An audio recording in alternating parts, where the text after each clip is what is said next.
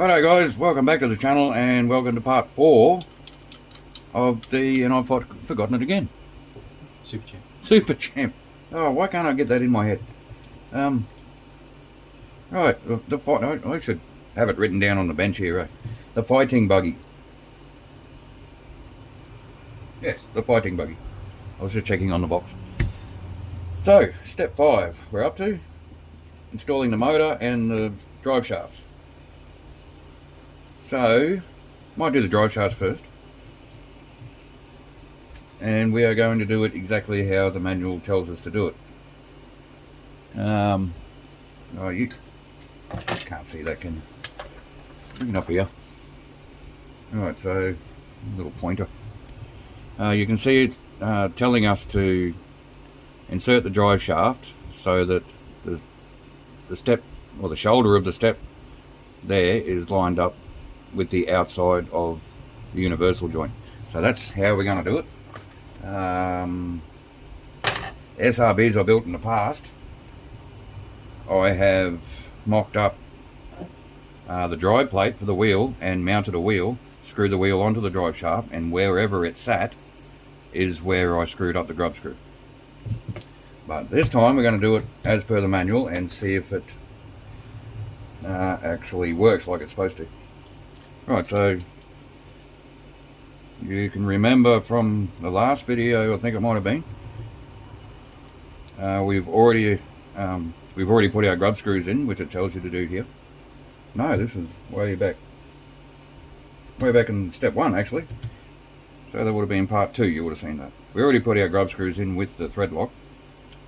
So we're just going to slide it in until that shoulder lines up with the edge of the universal joint, like that. And you can see I can still turn that screw. The thread lock hasn't completely set. We'll do our other one while we're here. Slide that in. I'm just going to hold it with my finger like that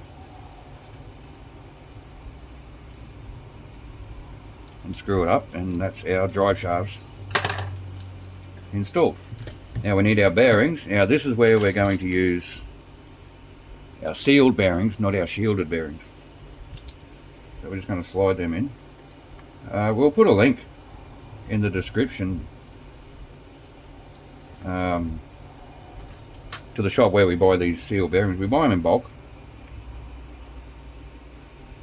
We buy 100 at a time. They come in packs of 10, and in Australian dollars anyway, they're less than $7 for a pack of 10.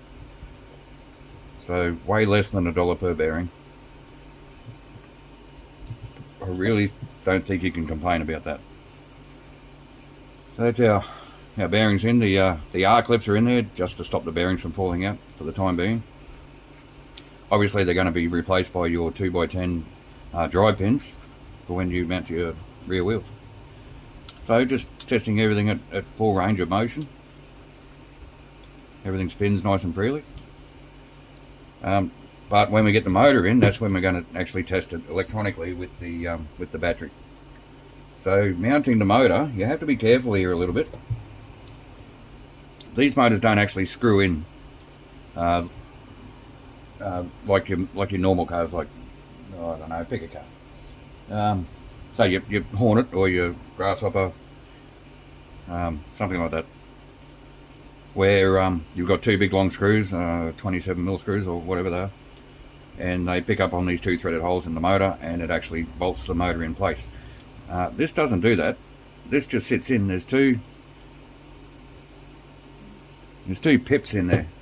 I don't know whether you can see or not. There's 2 pips in there that line up with these 2 threaded holes. And that's where your motor's supposed to sit. Now you've got to be careful when you do this. So if you slot, and of course I got it right the first time. That's where the motor's supposed to sit, but you can see these slotted holes here. If you get it, let's say, into a slotted hole, the motor's going to move like this.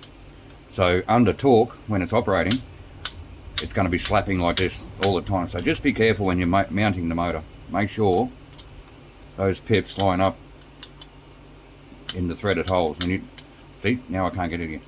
I know that these wires end up pretty much in that orientation somewhere. So you just got to... I got it first up last time, you just saw me do it.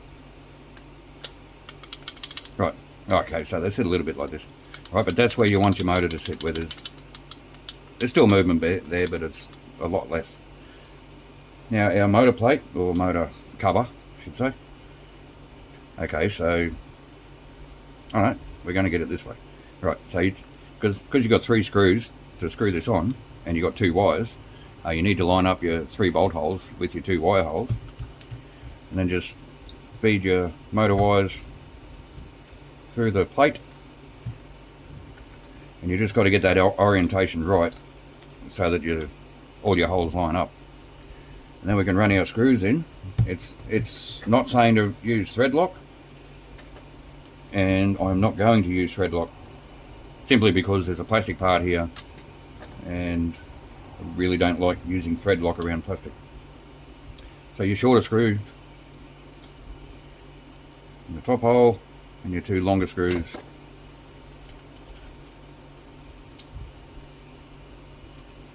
in the bottom holes.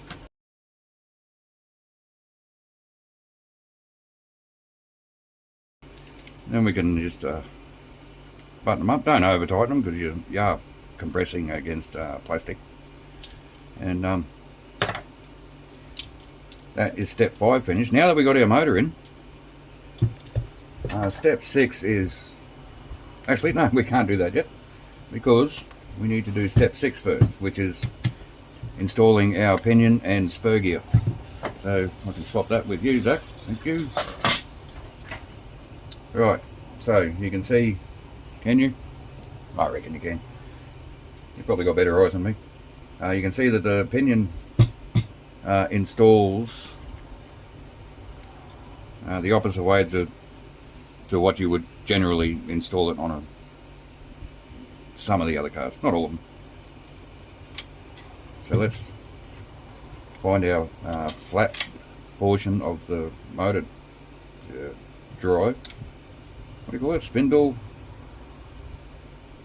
Yeah, you know what it is. Alright, we'll get a bit of thread lock on this pinion. This is the right pinion?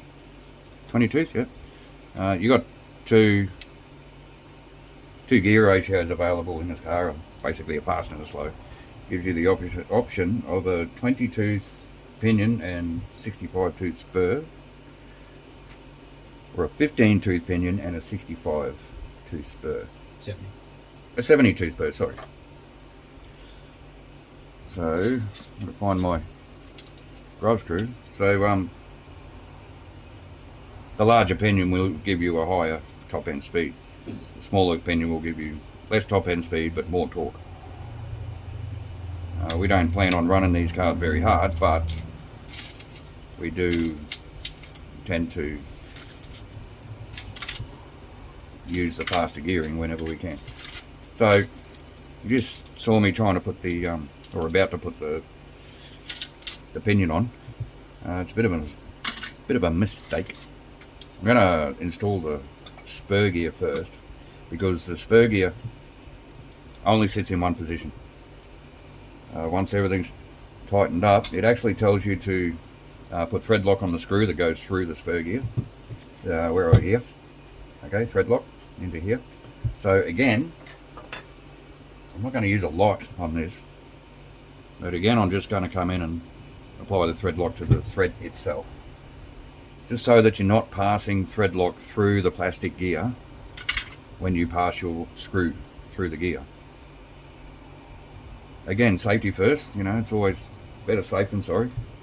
So we get our drive pin, which is the same size as your drive pins for your wheels, 2x10mm. Sit our drive pin in there, hopefully without it falling out. And the spur has your cross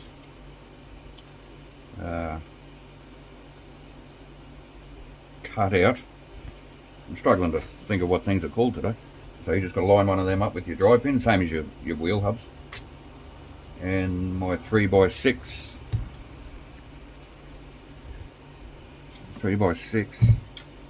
and a 3mm washer. Again, the way the washers are stamped, I always put the rounded side towards the head of the fastener, and simply just run that in. Put a bit of tension on that. So now that our excuse me, now that our spur gear is in place, I'm going to position the flat of the motor so that it's facing me. And now we can line up our pinion with the spur. Now the pinion wants to sit, when it's lined up with the spur, it wants to sit hard up against the metal casing. Well, you don't want that, obviously. And I don't know what it is, but there seems to be a bit of something stuck in one of them gears. It's always good to actually take notice of what you're building, watching out for small things like that. I don't know what that was stuck in one of the teeth there, but whatever it was. Did I just lose a flat on my motor? I don't think so. I think I might have. Whatever was stuck in that gear just then, if it was something hard, once it starts running, it could have done some damage to the spur gear. So just keep an eye on what you're building and when you're building it. Right, everything seems to be running smooth. So we are going to do the battery tests. Try and do this so that you guys can see this. On your motors, generally your darker wire is your negative. I don't know if it matters. These are DC motors. I don't know if it matters with these standard.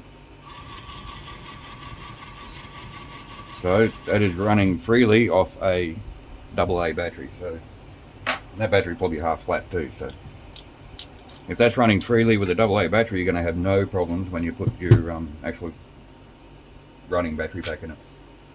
Right, so we can put this aside for a second. And we get on to building this shock. Now, actually, no, sorry. Haven't even finished the step. We've got to put this spur gear cover on. So, I'm just going to sit down on there. Again, I'm not using fedlock. Just quickly run these screws in. I don't think I need to sit here and tell you which screw goes in which hole. You guys are all smart enough to read instructions and follow them. Our videos aren't for beginners anyway. Not as such. They're really just, well, these build videos anyway, they're just tips. It could be tips for beginners, could be tips for intermediate builders, they could be tips for professional builders, I don't know. You can always learn something off somebody. So, now that step is complete.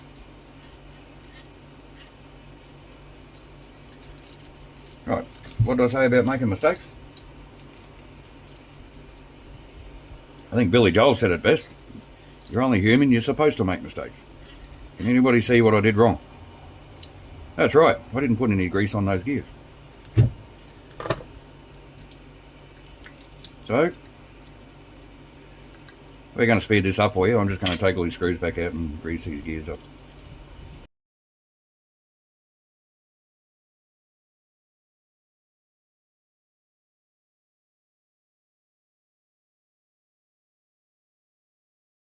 Okay, now we're done with that step. Gears are greased up. Notice too, these plastic parts look a lot clearer than the SRB chassis. SRB chassis seem to have a bit of a yellow tinge to it. I don't know. Might be my eyes. Okay, this shock, I've never, ever built a shock setup like this before. So, we're going to learn together. And apart from your piston and your rod, a lot of the parts I don't even recognise. Your O-rings, obviously. Okay, so our shock body is metal, nice. we want our shock body, we want this collar, threaded collar, which has an O-ring, which is BB8, which was the thicker O-ring, the 12mm. Right, so if I can pick it up, so that goes into, there must be a groove cut in there, is it? Must be. Man, there's some fine machining going into these parts. Oh, there we go. So that O-ring just slop into that groove nice and easily. So we can do this. Oh, I see what that does.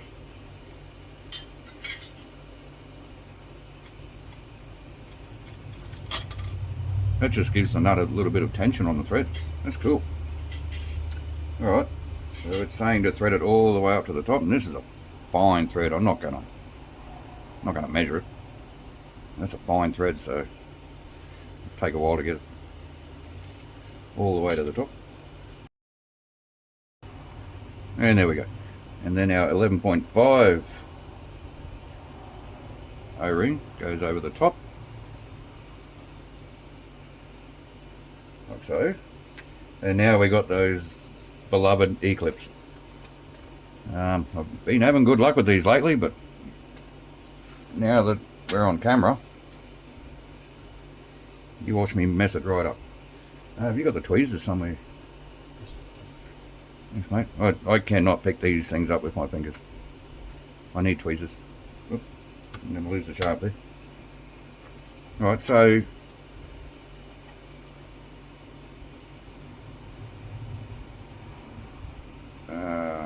whenever possible, I just use the edge of the bench to snap these rings on. Just like that. Now once your piston goes on, I can't even pick that up. Once your piston goes on, obviously it's going to be hard to do that with the top E-ring, E-clip. So that's when you need your pointy nose pliers. And you just have to be careful. That one actually went quite smoothly. Make sure your E-clips spin on the shaft. Otherwise, if they don't spin on the shaft, they're not in correctly. Okay, so now our piston assembly can go into the shock shaft, and now we need our BB7, which is a shaft guide. Let me take this over here. Which I'm guessing is this piece. Yeah, it's got a ring cut into it. It's telling us the one side has a ring molded into it. A recess, I should say, and one side doesn't. It's telling us the recess is going outside, so we're going to do that. It goes in there. Two of your standard red O-rings, and we need a bit of shock oil just for a bit of lubrication.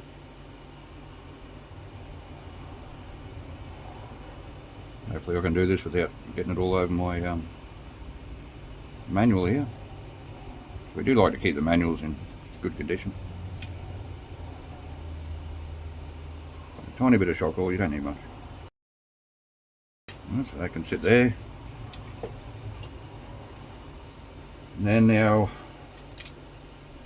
BB6, which is our rod guide. So one's a shaft guide and one's a rod guide. How do they discern the difference between a shaft and a rod? Suppose if they call two different parts the same thing, then it's probably going to confuse some people. So that slides on there like that. No, it should be going that way for you. Slides on there like that, and then our end cap. Oh, nice brass piece too. The back of this car is just going to look fantastic. Absolutely beautiful. And be careful not to damage piston rod. Oh, that's when you're holding onto it with the pliers. One day I will buy a pair of shock pliers. One day. I can't rush these things. So a little bit of thread lock in the end, and what do they call this? Damper end. Yeah, that's what I called it.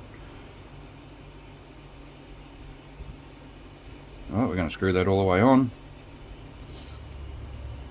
Now, it's saying to use something to protect the piston, which you absolutely should do. Don't do what I do. But I just hold it down the end of the piston where it's not likely to be going into the cylinder itself. And I tighten up that damper end. Just be careful you don't twist the shaft inside the pliers. Okay, well, the timer on the phone is telling me that's been 24 minutes, nearly 25 minutes.